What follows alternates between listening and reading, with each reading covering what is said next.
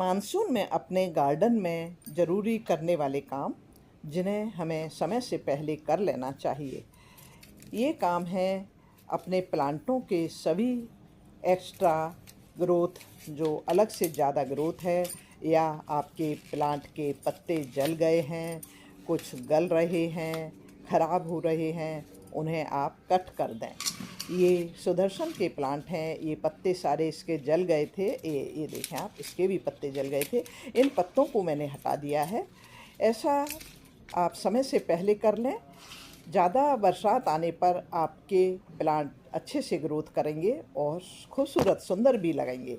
यदि ये इसी तरह पड़े रहे, जंगल की तरह दिखेंगे, ख़राब भी दिखेंगे और ग्रोथ भी उनकी बेहतर तरीके से नहीं होगी। चाहे जहाँ से ग्रोथ करते रहेंगे। मैंने इतने सारे ये छाल है, पत्ते हैं, सभी को अपने इन गमलों से, ये मेरे पूरब की मुड़ेल पर रखे हुए थे जो बहुत ही ज़्यादा जल गए थे। सीधे सूर्य की रोशनी इन पर पड़ती थी। ये एकदम मोटी मोटी स्टेमें हो रही थी। इनकी छाल को मैंने उतार दिया। मोरपंखी का ये प्लांट इस तरह हो गया है। ये देखें, इसकी भी की है। इस तरह हम बरसात आने से पहले करेंगे तो हमारे प्लांट सही ग्रोथ करेंगे और सुंदर दिखेंगे।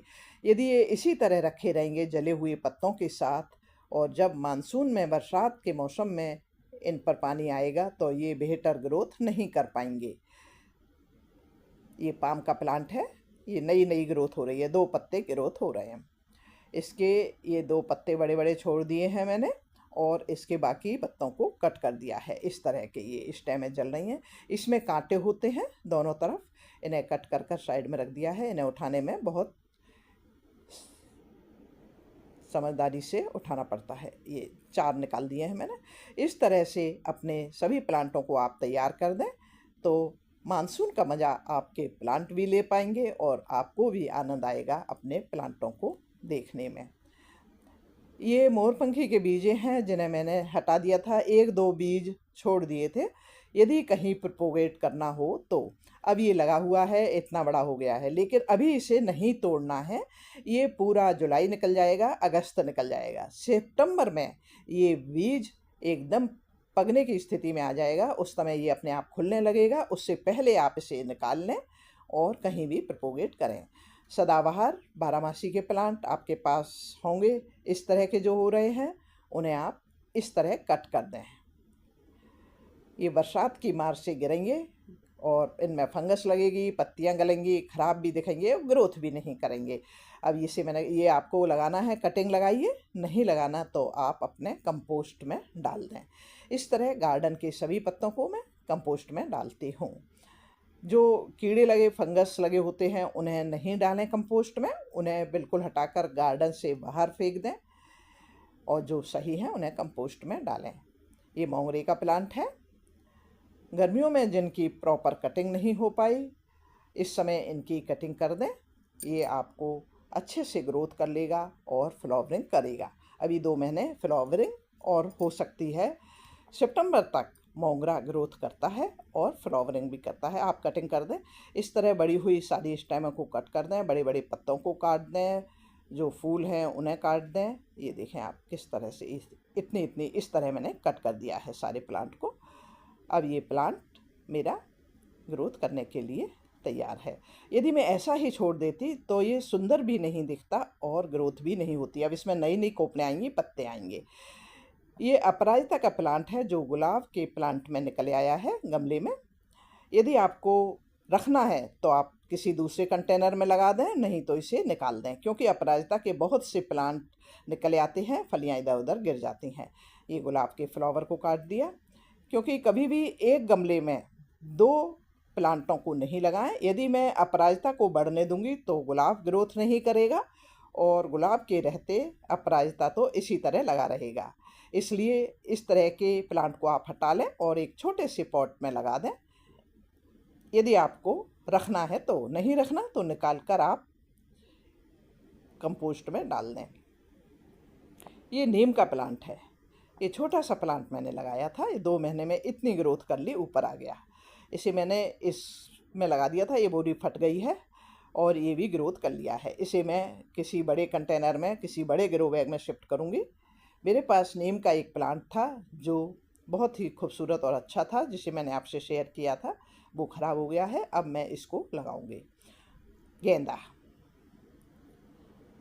गेंदे की ये हालत हो रही है।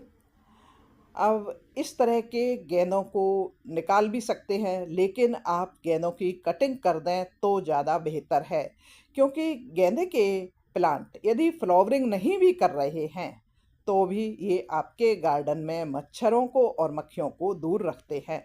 इनकी खुशबू से गार्डन में मच्छर नहीं आते।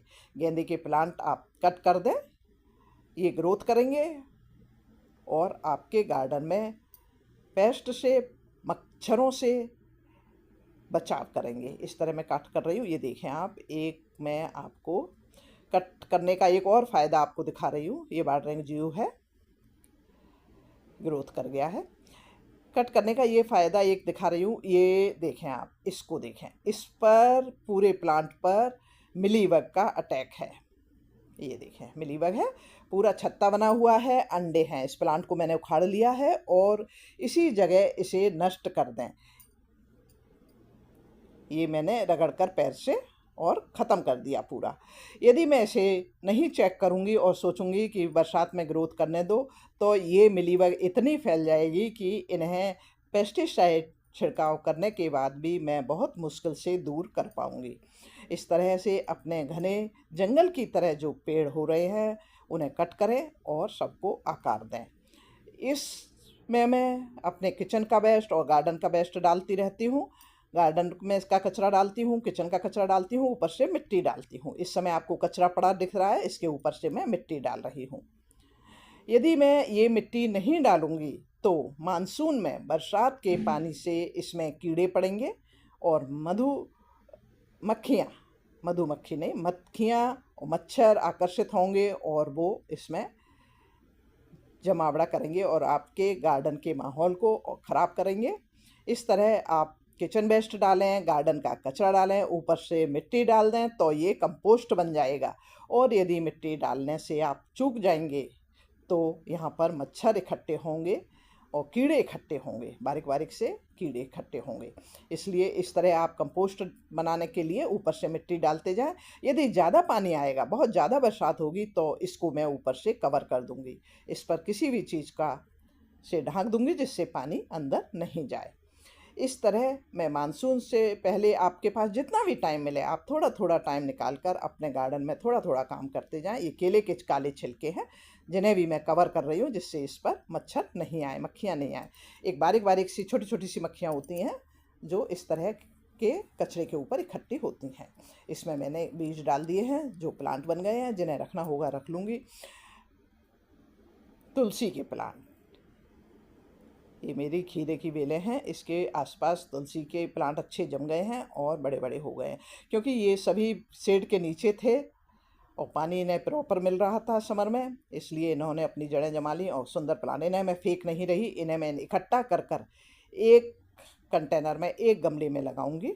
इसको भी मैं निकालती हूँ। इस तरह बरसात आने से पहले, मानसून आ गया है और आप पानी आने से पहले अपने गार्डन की साफ़ सफाई करें। ये देखें, ये जड़ें जमाएगा, मानसून में पूरे प्लांटर में फैल जाएगा। इस तरह की घर पतवार को, जो प्लांट आपको रखना है उसे लगा लीजिए, बाकी कंपोस्ट में